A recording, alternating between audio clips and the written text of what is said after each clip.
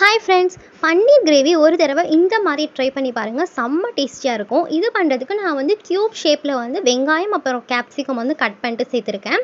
அதே எண்ணெயில் வந்து சின்ன சின்னதாக 2 மீடியம் சைஸ் வெங்காயத்தை கட் பண்ணிவிட்டு அதை நல்லா வதக்கிடுங்க. அது கூடவே மிளகாய்த்தூள், மஞ்சள் தூள், அப்புறம் காஷ்மீர் ரெட் சில்லி பவுடர், சீரகத்தூள் ஆட் பண்ணிவிட்டு இதை நல்லா மிக்ஸ் பண்ணிவிட்டு தனியா பவுடர் மட்டும் லாஸ்ட்டாக ஆட் பண்ணிக்கோங்க. இது எல்லாமே ஆட் பண்ணதுக்கப்புறமா சால்ட் தேவையான அளவு ஆட் பண்ணிட்டு இதை நல்லா மிக்ஸ் பண்ணிவிட்டு ஜிஞ்சர் கார்லிக் பேஸ்ட் ஆட் பண்ணியிருக்கேன். இப்போ இது கூடவே நான் ஒரு 3 தக்காளியை நல்லா அரைச்சி சேர்த்துருக்கேன். இப்போ இதை நல்லா மிக்ஸ் பண்ணி விட்டுட்டு மூடி போட்டு ஒரு 10 மினிட்ஸ் வேக வச்சு இறக்கிட்டிங்க அப்படின்னா சூப்பராக வெந்துடும்.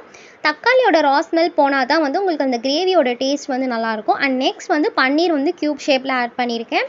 இதை நல்லா மிக்ஸ் பண்ணதுக்கப்புறமா நம்ம ஃப்ரை பண்ணி வச்சுருந்த வெங்காயம் அப்புறம் கேப்சிகம் ஆட் பண்ணிட்டு தேவையான அளவு தண்ணி ஆட் பண்ணிட்டு இதை நல்லா வேக வச்சுருங்க.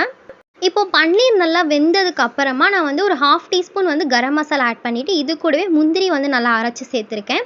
இந்த முந்திரி பேஸ்ட் நீங்கள் ஆட் பண்ணும்போது நல்லா ஒரு திக் அண்ட் க்ரீமியான கன்சிஸ்டன்சி கிடைக்கும். அண்ட் இது சாப்பிட்றதுக்கும் செம்ம டேஸ்டியாக இருக்கும். ஸோ ஒரு தடவை இந்த மெத்தடில் ட்ரை பண்ணி பாருங்கள். லாஸ்ட்டாக கொத்தமல்லி ஆட் பண்ணிட்டு சூடாக சர்வ் பண்ணிங்க அப்படின்னா செம்மையாக இருக்கும்.